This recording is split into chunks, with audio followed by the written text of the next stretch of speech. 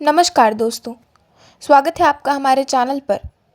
तो हमारी आज की कहानी है शैतान। तो चलिए शुरू करते हैं। खुदा ने दोजख में दो सूरतें पैदा की। उनमें एक शेर की थी, दूसरी गिद्ध की। उन दोनों के योग से एक फरिश्ता पैदा हुआ। खुदा ने उसका नाम रखा अज़ाज़ील। अज़ाज़ील ने वहाँ पर 1000 साल तक मस्तक नमाया। फिर हर एक ज़मीन पर 1000 साल मस्तक नमाते हुए वह सबसे ऊपर की 7वीं ज़मीन पर आया। तो खुदा ने उसको हरे पत्थर के 2 पंख दिए। इन पंखों से उड़कर वह पहले आसमान पर पहुंचा और वहां जाकर उसने 1000 साल तक फिर मस्तक नमाया। तो खुदा ने खुश होकर उसे खाशा, डरने वाला की उपाधि दी। फिर उसने दूसरे आसमान पर जाकर 1000 वर्ष तक मस्तक नमाया। तो खुदा ने उसको आबिद, प्रार्थना करने वाला की उपाधि प्रदान की। इसी प्रकार 1000 वर्ष सिजदा करके उसने सालाह, वली की उपाधियां भी प्राप्त की। फिर उसने खुदा के तख्त अर्श के पास पहुंचकर मस्तक नमाया। आकाश और पृथ्वी पर कहीं बाल भर भी ऐसी जगह ना रही जिस पर उसने मस्तक ना नमाया हो। कहते हैं कि उसे इस कार्य के करने में पूरे 600,000 साल लगाने पड़े। इसके बाद उसने खुदा से प्रार्थना की, मुझे लोहे महफूज देखने की आज्ञा दी जाए। खुदा ने उसकी प्रार्थना स्वीकार कर ली और इस्राफील फरिश्ते को उसके साथ लोहे महफूज दिखलाने के लिए भेज दिया। वहां जाकर उसने उसमें यह लिखा पाया कि एक खुदा का बंदा 600,000 साल तक तो खुदा को मस्तक नमाएगा, लेकिन एक बार मस्तक ना नमाने पर इब्लिस, शैतान बना दिया जाएगा। यह पढ़कर अज़ाज़ील को बड़ा दुख हुआ और वह 600,000 साल तक रोता फिरा। जब वह दुख को कुछ भूला तो जन्नत में एक नूर की मेज़ रखकर फरिश्तों को शिक्षा देने का काम करने लगा। जब 1000 साल तक वह इस काम को बड़ी मेहनत से करते रहे तो खुदा ने खुश होकर उन्हें जन्नत खजाची के पद पर नियुक्त कर दिया।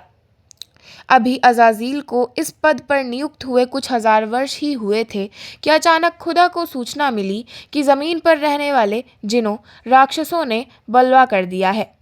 सूचना पाकर खुदा ने अज़ाज़ील को 4000 फरिश्तों को सेनापति बनाकर बलवा शांत करने के लिए ज़मीन पर भेज दिया।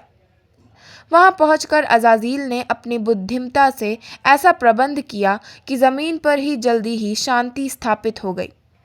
उनकी इस दक्षता को देखकर खुदा बहुत ही प्रसन्न हुआ और इसके बदले उनको कुछ विशेष अधिकार भी मिल गए। जब आदम का पुतला बना तो एक दिन अज़ाज़ील बहुत से फरिश्तों के साथ सैर करते हुए उधर से निकले। पुतले को देखकर अज़ाज़ील ने आश्चर्य के साथ कहा, यह क्या है? साथ के फरिश्तों ने बतलाया, यह खुदा ने बनाया है। उन्होंने पूछा, क्यों? इस प्रश्न का उत्तर फरिश्ते संतोषजनक ना दे सके तो अज़ाज़ील हज़रत आदम के मुंह में घुसकर उनके पेट में पहुंच गए। वहां उनको गर्मी महसूस होने लगी तो तुरंत ही बाहर आ गए। बाहर आकर बोले, अगर मैं इससे अधिक शक्तिशाली हुआ तो इसे बर्बाद करके ही छोड़ूंगा, और यह मुझसे अधिक शक्तिशाली हुआ तो मैं इसकी आज्ञा का उल्लंघन करूंगा। यह कहकर और उस पुतले पर थूक कर वह चले गए। खुदा को यह समाचार मिला तो वह बहुत नाराज हुए और जिब्राइल को हुक्म दिया कि हमारे पुतले को साफ कराओ।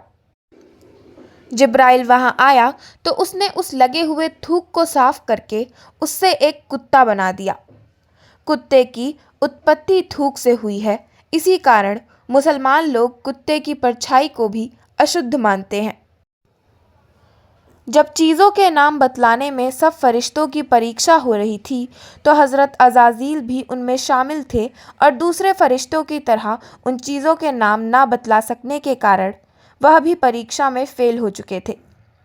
सब फरिश्ते फेल हो चुके तो खुदा ने आदम को पैदा करने के प्रस्ताव का विरोध करने और पुतले के ऊपर थूकने के लिए सज़ा के तौर पर सब फरिश्तों से कहा, आदम को मस्तक नमाओ।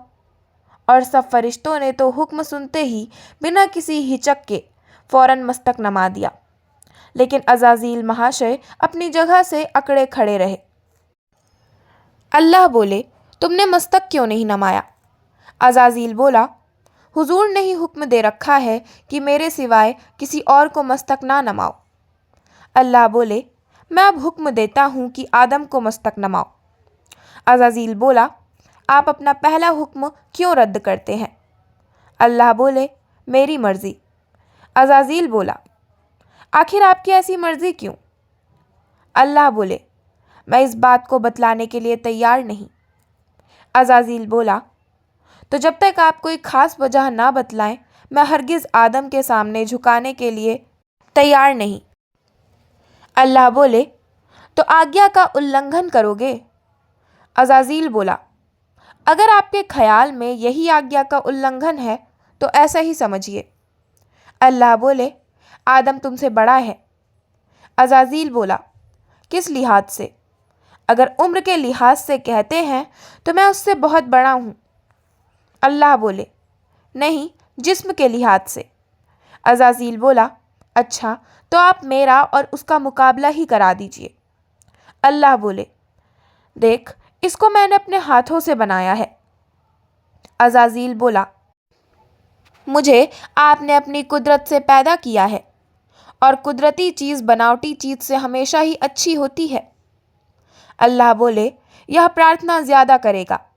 अज़ाज़ील बोला, यह तो जब करेगा तब करेगा, मैं तो 6 लाख साल तक कर चुका हूँ, इतनी तो शायद इसकी उम्र भी ना हो। अल्लाह बोले, यह तुमसे इल्म में बड़ा है। देखो, जिन चीज़ों के नाम तुम नहीं बतला सके थे वे इसने बतला दिए थे। अज़ाज़ील बोला, वे तो आपने रटा दिए थे, रटा कर आप मुझसे चाहे जो पूछ लीजिए। अल्लाह बोले, बस तुम ज़्यादा हुज्जत मत करो, जो कुछ मैं कहता हूँ उसे सुन लो। अज़ाज़ील बोला, आप क्या कहते हैं? अल्लाह बोले, मैं तुमसे यही कहता हूँ कि आदम तुमसे श्रेष्ठ है। अज़ाज़ील बोला, यह कैसे हो सकता है हुजूर? कहाँ एक फरिश्ता और कहाँ सड़ी मिट्टी से बना आदमी? अल्लाह बोले, अच्छा, चुप हो जाओ, तुम बड़े पाजी हो। अज़ाज़ील बोला, इसमें पाजीपन की क्या बात है हुजूर? अल्लाह बोले, यह पाजीपन नहीं तो क्या है कि मैं मस्तक नमाने को कह रहा हूँ और तू इधर उधर की बकझक कर रहा है। अज़ाज़ील बोला, आप तो नाराज़ होने लगे सरकार। आपने ही तो कहा था कि जान पर खेल जाना, मगर मेरे सिवाय किसी को मस्तक ना नमाना। फिर मैं आपकी धमकी से कैसे आदम को मस्तक नमा दूँ और आपकी आज्ञा का उल्लंघन करने वाला बनूँ? क्या आप मुझे आजमा रहे हैं? अल्लाह बोले, अबे नालायक, देख, अब तू हद से आगे बढ़ा जा रहा है, इधर उधर की बातें बनाकर नास्तिकों जैसा आचरण कर रहा है। अब तू मुझे केवल 2 शब्दों में यह बतला कि तू मेरे हुक्म को मानेगा या नहीं। अज़ाज़ील बोला, हुजूर, मेरी निगाह में आपके हुक्म की बहुत ज़्यादा कीमत है, लेकिन अब भी तो मैं आपके ही हुक्म को मान रहा हूँ।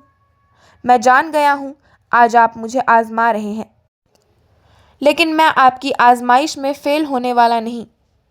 आप 2 शब्दों में जवाब मांगते हैं और मैं एक ही शब्द में जवाब दिए देता हूँ कि जब तक मेरे दम में दम है मैं सिवाय आपके और किसी के भी सामने मस्तक नहीं नमा सकता। अल्लाह बोले, बस बस, तू इब्लीस है, फ़ौरन मेरे दरबार से निकल जा। अज़ाज़ील बोला, आज तक मैंने आपका कोई हुक्म टाला जो आप मुझे इब्लीस हुक्म ना मानने वाला कह रहे हैं? आप तो सचमुच ही बिगड़ गए। मैं तो अब तक यही समझता था कि आप मेरा इम्तिहान ले रहे हैं और मेरे पास हो जाने पर आप मुझे कोई पद प्रदान करेंगे। अल्लाह बोले, चुपचाप यहाँ से चला जा, अब मैं कुछ सुनना नहीं चाहता। बस, आज से तेरा नाम शैतान है। अज़ाज़ील बोला, अच्छा, चला जाता हूँ, लेकिन इतना ज़रूर कहूँगा कि आपने मुझे गुमराह किया है, तो मैं भी हमेशा आपके बंदों को गुमराह करता रहूँगा।